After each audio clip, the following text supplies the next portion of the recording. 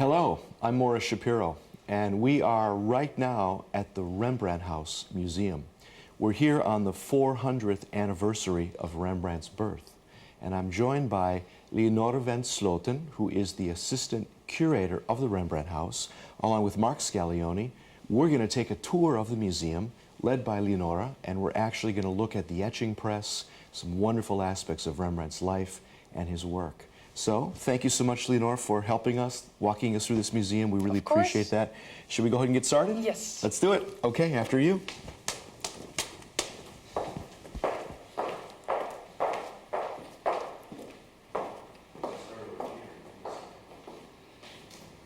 How old is the house?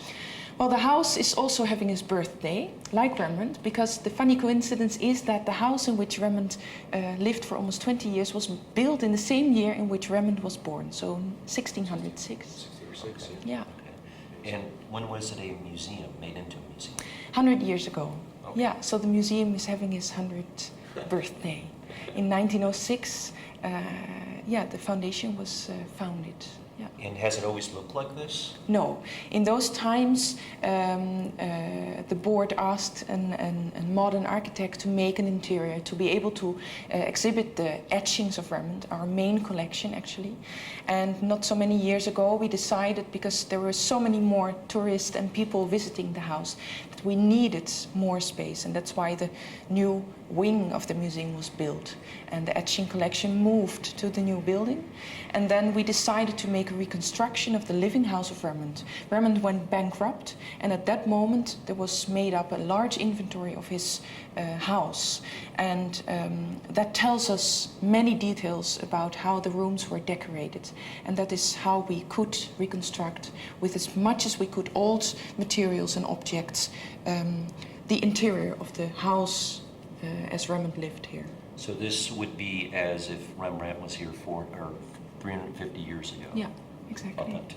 Yeah. Fantastic. Yeah.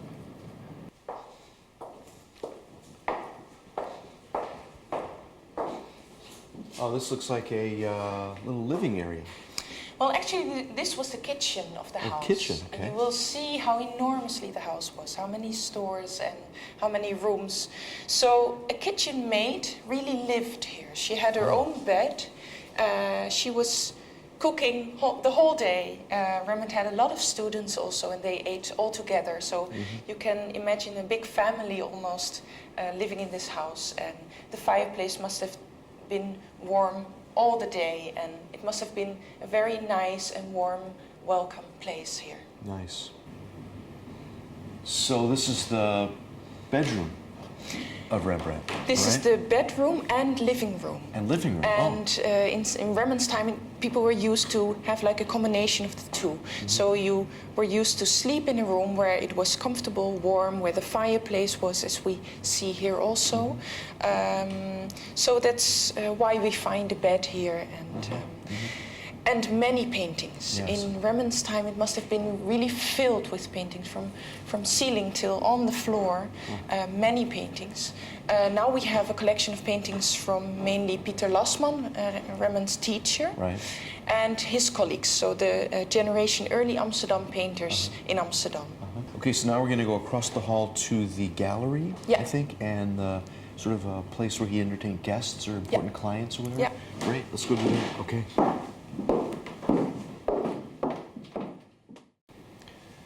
Wow, this is amazing. So this is his gallery where he exhibited his own paintings and paintings of other artists that he was offering for sale. Exactly. Right? Rembrandt was, besides a painter and a teacher, also an art dealer. And we are now in the front part of the house. So this is the front door. That's the actual door? Yeah, exactly. So they came in right into the gallery. Exactly. And they could find many paintings here done by Rembrandt himself or his students from the atelier, but also paintings from other artists. Rembrandt went to many auctions to buy art and to really deal in art. And one beautiful example we have is this painting. Oh, yeah. Rubens. It's a Hero and Leander from the Rubens studio. And there are two versions of this painting. And we have documentation that Rembrandt buys a Hero and Leander from Rubens at a certain point and sells it later and makes a lot of money with it. So it's a beautiful documentation of his art dealing. Right. Well, here we are in the Zijdelkamer in 17th century Dutch, and this is the room where Rembrandt had his official office. So there was a large table here with a wine cooler mentioned on the inventory. So here the contracts were signed and the deals were made about buying a painting, giving an order for a portrait, whatever, the night watch maybe. And it might be funny to find a bed in this room, but Rembrandt needed somewhere a bed for friends or guests that stayed over. And again, this is a room with a fireplace, so a nice, cozy place to sleep.